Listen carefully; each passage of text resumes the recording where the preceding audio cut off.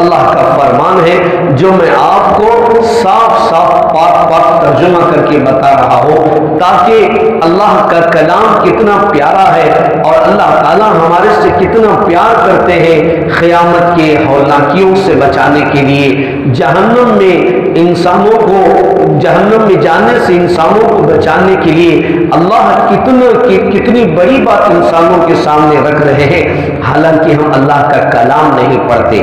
اللہ تعالیٰ فرماتے ہیں یا ایھا الذین آمنو، یا ایھا الذین آمنوا اتقوا اللہ، اے ایمان والو اللہ سے ڈرو، اللہ سے ڈرو، وذروا ما بقی من الربا، جو کچھ تم نے سود دے دیا یا جو کچھ تم نے سود لے لیا اسے چھوڑ دو۔ اللہ کتنے اچھے الفاظ میں کہہ رہا ہے وذروا، اس کو چھوڑ دو، ان کنتم مؤمنین، شرط لگا رہے ہیں اللہ رب العزت اگر تم سچ مچ میں ایمان والے ہو تو جو کچھ تم نے سود دیا یا تم نے سود لے لیا اب رک کر تم اسے چھوڑ دو۔ آگے اللہ تعالیٰ نے 6666 آیتوں میں اتنی سخت بات نہیں کی جو اب آگے اللہ تعالیٰ فرما رہے ہیں فَإِن لَمْ تَفْعَلُوا، اگر تم ایسا نہیں کرتے، سودی کاروبار سے نہیں رکتے، سود لین دین سے نہیں بچتے، معاشرے کو خراب کرنے سے نہیں رکتے، تو یاد رکھو فَأَذَنُوا بِحَرْبٍ مِّنَ اللَّهِ وَرَسُولِهِ، اللہ اور اس کے رسول کے ساتھ جنگ کے لیے تیار ہو جاؤ۔ اللہ کہہ رہے ہیں کون کر سکتا ہے؟ اللہ کے ساتھ کون جنگ کر سکتا ہے؟ رسول کے ساتھ کون جنگ کر سکتا ہے؟ آج ہم سودی کاروبار، آدمی اگر کوئی ایک دعوت بھی کرتا ہے تو ہم وہاں جا کر اطمینان سے کھانا کھا لیتے ہیں، اور کیوں زبان نہیں ہوتی اس کو بولنے کے لیے اور پوچھنے کے لیے بھی زبان نہیں ہوتی۔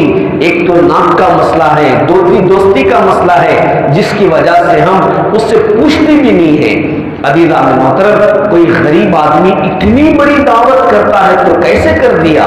تو عزیزان محترم اس کا بیک گراؤنڈ دیکھنے کے پر معلوم ہوا کہ اتنا بڑا سود لیا تھا اور آپ نے اپنی ناک اونچی کر کے اس کی جو ہے دعوت قبول کر کے تم نے کھا لیا۔ عزیزان محترم، اللہ تعالیٰ یہی فرماتے ہیں ان کنتم مؤمنین، اگر تم سچ مچ میں مسلمان ہو تو تم سودی کاروبار کو چھوڑ دو۔ آگے فرمایا وَإِن تُبْتُمْ، اگر تم نے توبہ کر لیا سودی کاروبار سے، سود لینے سے، سود دینے سے تم نے توبہ کر لیا فَلَكُمْ رُؤُوسُ أَمْوَالِكُمْ، اصل میں تمہارا مال، اصل میں وہ تمہارا ہے، لا تظلمون، تم ظلم بھی مت کرو، ولا تظلمون، اور تم پر ظلم بھی نہیں کیا جائے گا۔ آگے ایک بات اللہ تعالیٰ عام انسانی معاشرے کو، سماج کو، اللہ تعالیٰ عام انسانی بات اللہ تعالیٰ انسانوں کو سمجھا رہے ہیں وَإِن كَانَ ذُو عُسْرَةٍ فَنَظِرَةٌ إِلَىٰ مَيْسَرَةٍ۔ ایسے آج دنیا میں بہت سارے لوگ ہیں، کوئی آپ کے پاس تنگ دست آدمی جس کے پاس بیماری کے لیے خرچ کرنے کے لیے، شادی بیاہ کے لیے یا کوئی معاملات میں اسے آگے بڑھ چڑھنے کے لیے اس کے پاس پیسہ نہیں ہوتا، تو وہ آدمی تنگ ہے، اپنے جیب سے تنگ ہے، اپنے ہاتھ سے تنگ ہے، اور اس نے تمہارے پاس کچھ پیسہ لے لیا۔ اللہ تعالیٰ کہتے ہیں کہ تم اس کو آسانی کر دو، آسانی کر کے مہلت دے دو اسے۔ اللہ کہتے ہیں کہ مہلت دے دو، وہ غریب کو مہلت دو تاکہ جب تک وہ آسان ہو جائے اس کا سارا معاملہ۔ آگے اور بہتر بات اللہ تعالیٰ فرماتے ہیں وَأَن تَصَدَّقُوا، اگر تم سچے مسلمان ہو، ایمان والے ہو، اللہ پر ایمان رکھتے ہو، آخرت پر ایمان رکھتے ہو، دل سے اللہ کو گواہ بنا کر صدقہ کر دو، جاؤ میں نے تمہیں جتنا مال دیا تھا میں نے تمہیں معاف کر دیا، خیر لکم، تمہارے لیے بہت بہتری ہوگی، ان کنتم تعلمون، جتنی باتیں اللہ بتا رہا ہے اگر تم اس کا علم رکھتے ہو۔ عزیزان محترم، ان آیات کو میں نے کھول کر قرآن شریف کی جو ہے ان آیات کو پڑھ کر ترجمہ اس لیے کیا تاکہ اس کا نور بھی ہمیں حاصل ہو جائے۔ یہ تیسرے پارے کی 275 آیت نمبر ہے۔ آپ خود بھی اپنے گھر کے اندر جو ہے قرآن کھول کر اس کا ترجمہ دیکھیں۔ رشوت، بیاز، بڈی، جس کے تعلق سے اللہ تعالیٰ نے کتنا صاف بیان فرمایا اور سمجھایا بھی کہ تم یہ رشوت بیاز لینا چھوڑ دو۔ آج عزیزان محترم، اور ہر بڑے طبقے میں، چھوٹے طبقے میں، غربا میں، مساکین میں، چھوٹے چھوٹے ایریاز میں آپ دیکھیں گے بیاز، سود، لین دین، کاروبار زیادہ ہو گیا۔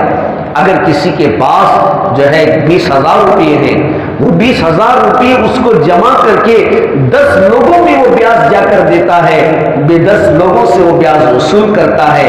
اب اس کا وہ بیاز بڑھتا چلا گیا اور یہاں تک کہ وہ ظالم بن گیا۔ پہلے تو غریب تھا، بھکاری تھا، اس کے پاس کچھ نہیں تھا، تنگ تھی، اس کا جیب تنگ تھا، وہ خود تنگ تھا۔ جب اس کے پاس جیسے ہی اس کے پاس پیسے آئے تو وہ اپنے پیسے کو لے کر جو ہے اپنا بڑھانے کی ہرس، طمع، لالچ اس کے اندر بڑھ گئی، تو اب اس نے جو ہے 20,000 کو 10 لوگوں میں تقسیم کیا یا 20 لوگوں میں تقسیم کیا۔ مہینہ جیسے ہی ہونے سے پہلے اس کے گھر کے پاس پہنچ گیا۔ اب وہ منہ چھپاتا پھرتے اگر طاقت ہے تو دے دیتا ہے، اگر طاقت نہیں تو یا تو وہ ظلم کا شکار ہو جاتا ہے، یا اصل جو ہے بیاز کیا دے گا، وہ اصل بھی لوٹانے کی طاقت نہیں رکھتا۔ عزیزان محترم، یہ اللہ کا کلام ہے، یہ اللہ کا فرمان ہے، ہر مسلمان کو پڑھنے کی بھی ضرورت ہے، سمجھنے کی ضرورت ہے۔ یہ ممبر رسول سے اللہ کے کلام کے فرمان کو میں نے سنایا ہے۔ آپ بھی خود اپنے گھر کے اندر دیکھیں آج ہمارے معاشرے کی کیا حالت ہے۔ سنگا جیسی نحوست کیا کوئی معمولی ہے؟ عزیزان محترم، ہماری عورتیں اور ہماری لڑکیاں جو ہے ان کے در پر بیٹھی ہوئی ہیں، کالے کالے برقعے اوڑھ کر اور چھوٹی چھوٹی اوڑھنیاں اوڑھ کر بیٹھی ہوئی ہیں۔ ظالموں کی نظریں ان پر پڑ رہی ہیں، ان کی عفتوں پر، ان کی عصمتوں پر۔ کبھی ان کی عفتوں کو، عصمتوں کو چاک کیا جائے۔ عزیزان محترم، ظالم اپنی ساری کوششوں میں لگا ہوا ہے اور ہم جو ہے ہاتھ کے دھرے بیٹھے ہوئے ہیں۔ آج جو یہ ہم ہمارے کرناٹک کے اس ضلع میں تمکور میں جو یہ واقعہ پیش آیا، 3 بچوں کو زہر دے کے مار دیا گیا، خود ماں باپ پھانسی لے کر مر گئے۔